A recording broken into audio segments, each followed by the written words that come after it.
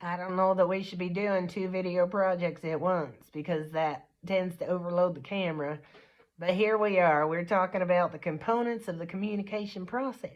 Because that's an important thing to understand. Like, if you're trying to be a better communicator, if you think about everything that's involved in that, then it can make it a whole lot easier. You mind if I take the lead on this one? All right, I'll hand it over to you in time. All right, okay. So the first component of the communication process is this thing called the sender receiver. Now, they together on that because every single person is both a sender and a receiver, except when you're looking at them on video, because I am totally sending this message to you, but I ain't receiving jack shit. Unless you're clicking like, I ain't receiving jack shit. And if you like me, then you need to click like because that tells the algorithm that I'm likable. You know what I'm saying? Anyway, we back. Anyway, I'm talking about senders and receivers. Senders are sending the message, receivers are receiving the message. But the fancy ass thing that you need to know here is that we are all senders and receivers at the exact same time. That's an important concept. At the exact same time. Period. All right, so that's your number 1 point. Number 2 point is the message. Now, the message is the content, the thoughts, the feelings, the emotions that person A, Annalisa, is trying to send to person B, CuzonLisa. The hell? That's fun. We're going to pretend they're different people for that example, okay? They're essentially meanings, like we try to send meanings to other people. And, but you know, sometimes them meanings sent aren't always the meanings that are received. And that can cause problems. Like yawning in class and the teacher like looks at you, not like it happens online or anything. But the teacher used to be able to look at you and go, "You're yawning in class. Am I boring? Let me step it up a step." Online, you're just a fucking box. And we're all going to be, "Oh my Lord, I swore I apologize. I hope you're not a box." Right? We need to interact with people and be human, right? But it's so much more fun to catch somebody yawning in real life than it is online because I ain't never caught anybody yawning. They just scroll by. That's what happens when they yawn in real life. I mean, online, what the hell? So messages are the meanings that we intend to send to other people. I do one more and then I let you have some, okay? Uh, the filter. The filter. Oh, you want the filter? Okay, you do the filter. That's fine. She can have the filter. Thank you.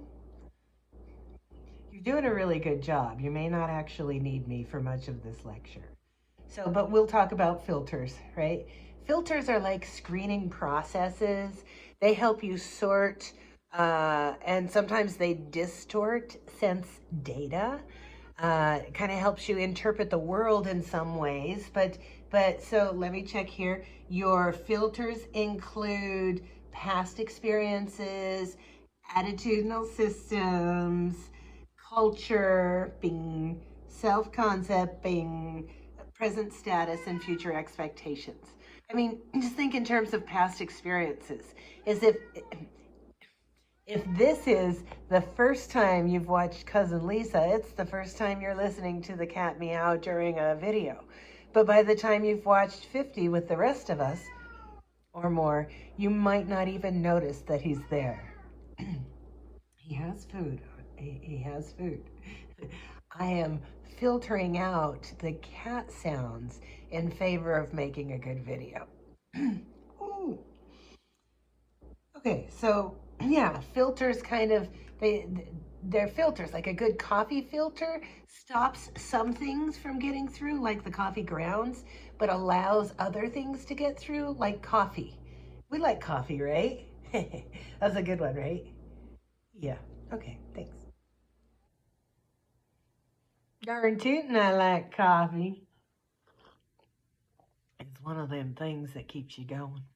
And after 11 o'clock, you can put yourself some milk in it. At least according to our eating plan, the one she's got me on. I love milk in my coffee, but I can't have milk in my coffee all day long. Turns out not to be so good. Can you imagine? Anyway, I think our next topic is called encoding and decoding. And I thought it'd be kind of funny if we let La Vieja talk about encoding and decoding, and then I bring it back from her. Okay, this will be funny. Okay, you do it, baby. You're good. You're good. Go ahead, speak your words. Gracias, vos.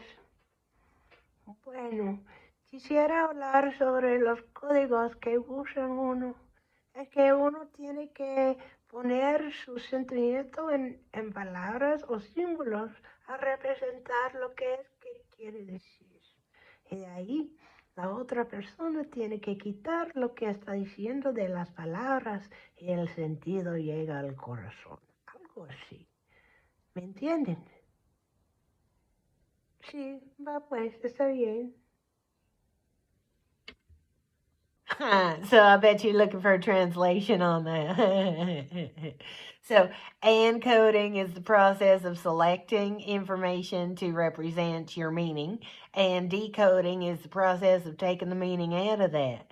Now the funny part is when you do, I show you something real, I show you. Okay, hold on. Yeah. All right, now we're talking about the process of encoding and decoding, and I done already told you what them things mean. And now I'm just showing you an example where you're going to get some understanding of the encoding and decoding. Because I have encoded a message that I'm going to send to La Vieja. See, I kind of expected that from her, right? She probably thinks that I love sheep, but that ain't the case, right? I love female sheep. Well, I do like some females, but they ain't the only ones I like. Just saying. The sheep, a female sheep, what's that called? Well, I'll tell you in a way so you can get more words when you're playing words with friends.